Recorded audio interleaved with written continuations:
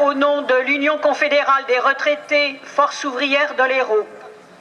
Le 31 décembre, M. Macron a déclaré « Je mènerai cette réforme jusqu'au bout ». Cependant, même aidé par le patronat, les fonds de pension, la presse aux ordres et quelques traditionnels dévoués aux bonnes œuvres, rien ne s'est passé comme prévu. Il faut saluer le combat intersyndical exemplaire des cheminots partis en grève dès le 5 décembre. Il faut saluer leur résistance.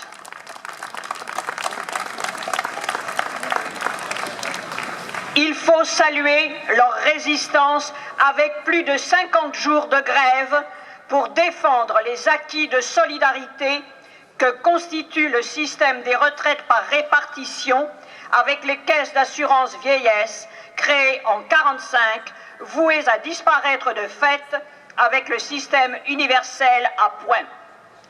Dans l'unité de nos organisations syndicales, de nombreux secteurs du public, du privé et du secteur libéral se sont mobilisés. Bientôt, les déchets de Paris ne pourront plus être incinérés. Des ports sont bloqués. Les enseignants lucides quant aux promesses se rassemblent devant les rectorats.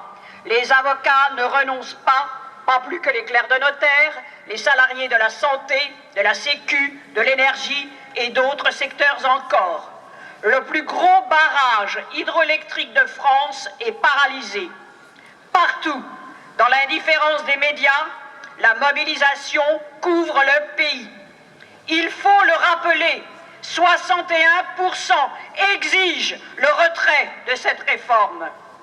De fait, M. Macron et son gouvernement sont de plus en plus isolés par un conflit d'une diversité et d'une durée jusqu'alors inconnue et aggravée par une crise au sommet de l'État, illustrée notamment par, d'une part, le réquisitoire que leur a adressé le président du Sénat, et d'autre part, par un avis très critique du Conseil d'État sur ce projet.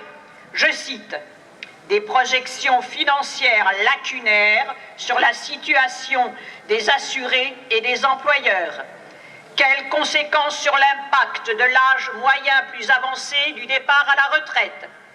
Le Conseil d'État note aussi que ce régime universel pénalise les carrières complètes pendant lesquelles les assurés connaissent des années d'emploi difficiles et retire aux assurés une forme de lisibilité sur le taux de remplacement prévisible qui leur sera appliqué puisque la valeur de service du point sera définie de manière à garantir l'équilibre global, c'est-à-dire en fait l'équilibre financier, du système. Voilà ce que même le Conseil d'État constate. Et si M. Pietraszewski, successeur de M. Delevoye, cherche à se consoler en décrétant que le Conseil d'État a validé 99% du projet, comme entendu sur une chaîne de télévision, il est urgent qu'il révise son arithmétique. Je conclurai en citant des extraits du communiqué intersyndical. L'avis du Conseil d'État est un désaveu. Il confirme nos analyses. Le projet de réforme des retraites n'a jamais été si fragile. C'est pourquoi, plus que jamais, dans l'unité, exigeons le retrait total du projet Macron. Ne lâchons rien. Je vous remercie.